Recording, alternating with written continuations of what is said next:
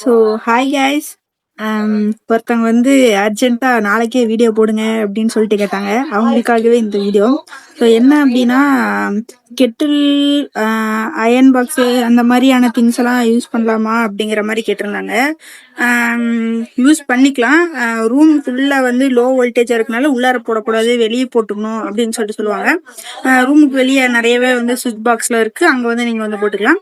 அப்புறம் induction stove வந்து ஹாஸ்டல்லேயே வந்து வச்சுருக்காங்க, 2 ஸ்டவ் வச்சுருக்காங்க. அதில் நம்ம வந்து எப்போ வேணாலும் வந்து நம்ம போயிட்டு அதில் வந்து குக் பண்ணிக்கலாம்.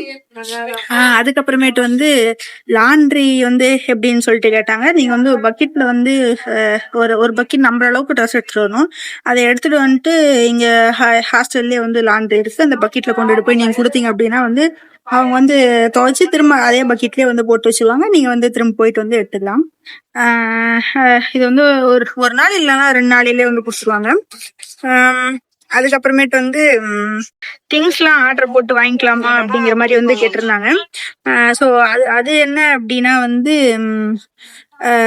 இங்கேயே ஹாஸ்டல்லேயே வந்து திங்ஸ் மெனு மாதிரி இருக்கும், ஃபுட் மெனு. ஸோ அதில் இருக்கிற ஃபுட்டு எது வேணாலும் நீங்கள் கேட்டிங்கன்னா வந்து அங்கே சொன்னீங்கன்னா அவங்களே வந்து ஆர்டர் போட்டு வந்து கொடுத்துருவாங்க, நீங்கள் போய் வாங்கிக்கலாம். இதே வெளியே திங்ஸ் வாங்கணும் அப்படின்னா மட்டும் அது மட்டும் அலௌடு இல்லை.